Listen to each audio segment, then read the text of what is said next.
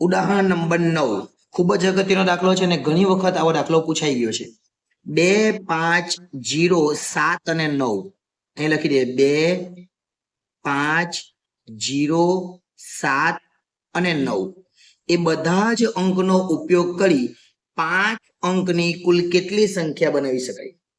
5 અંકની સંખ્યા કેટલી બનાવવાની? ફક્ત ને ફક્ત આ 0 જે છે ને એ 0 ને જો આગળ રાખી આપે તો 0 2 5 7 9 તો આ 0 નહીં કરાય એટલે 4 જ આંકડાની સંખ્યા કહેવાય 2579. ધારો કે પાછો 0 આગળ લઈએ અને 5 2 7 9 લખીએ તો પણ આ 4 જ અંકની સંખ્યા કહેવાય. 0 આગળ આવે એનો કોઈ મતલબ નથી. એટલે જો 0 આગળ આવે એવી સંખ્યા આપણે ગણવાની નથી. એટલે 0 તો પહેલા આવવો જોઈએ નહીં. 0 પહેલા નહીં આવવો જોઈએ. તો પહેલી જે સંખ્યા છે આપણી પાસે જો કેટલી સંખ્યા છે? કુલ 5. આ પહેલી સંખ્યામાં કોણ આવવું જોઈએ? તો પહેલી સંખ્યામાં 1 2 3 ને 4 આ 4 માંથી કોઈ પણ એક આવવું જોઈએ. એટલે ક્યાં તો 2 આવવું જોઈએ, ક્યાં તો 5 આવવું જોઈએ, ક્યાં તો 7 આવવું જોઈએ અને ક્યાં તો 9 આવવું જોઈએ. આ પહેલી સંખ્યામાં એનો મતલબ કે 4p1 4 માંથી કોઈ પણ એક આવવો જોઈએ. હવે આપણી પાસે જગ્યા કેટલી વધી? આપણી પાસે બીજા 5 જગ્યા 5 આંકડા છે એટલે બીજી 4 જગ્યા વધી. 1 2 3 અને 4 અને આ 4 માં ગમે તે આંકડો આવે તો ચાલે. અહીંયા 4 માંથી કોઈ એક આવી ગયો એનો મતલબ કે આ 5 માંથી કોઈ એક આંકડો તો અહીંયા આવી ગયો, ખાલી 0 જ નથી આવવાનો. એ 0 આમાં ગમે ત્યાં આવે તો ચાલે. હવે 5 માંથી કોઈ એક આંકડો અહીંયા આવી જાય.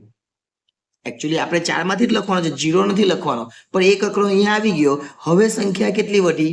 તો હવે સંખ્યા વધી. ધારો કે અહીંયા 2 આવી ગયા તો આ 4 આંકડા વધ્યા. ધારો કે એ 5 આવી ગયા તો 2 0 7 9 4 જ વધે. ધારો કે 7 આવી ગયા તો 2 5 0 ને 9 વધે.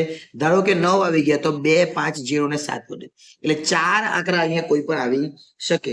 એટલે એને કહેવાય 4p4. 4 માંથી કોઈ પણ આવે ને અહીંયા આ 4 માંથી કોઈ એક આવવો જોઈએ. ના આમાં તો ગમે ત્યાં આવી શકે. ધારો કે અહીંયા 2 આવે, અહીંયા 5 આવે, અહીંયા 0 આવે, અહીંયા 9 આવે, એનો મતલબ કે અહીંયા 7 આવે.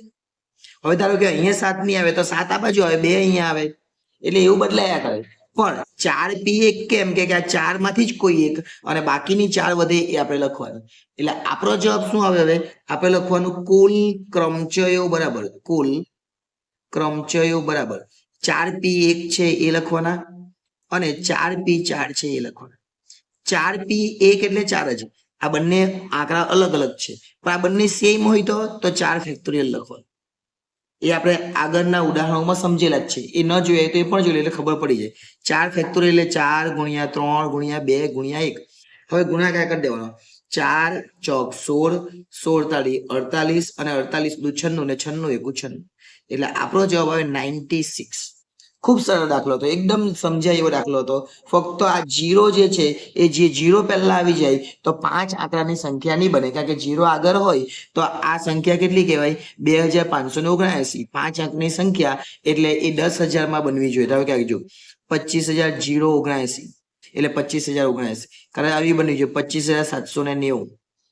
એટલે 25,000 10,000 15,000 એવી બનવી જોઈએ. અહીંયા કેટલી બને? 0 એટલે 2,000 માં જ બને છે. એટલે 0 ને કોઈ આંકડો આવતો નથી.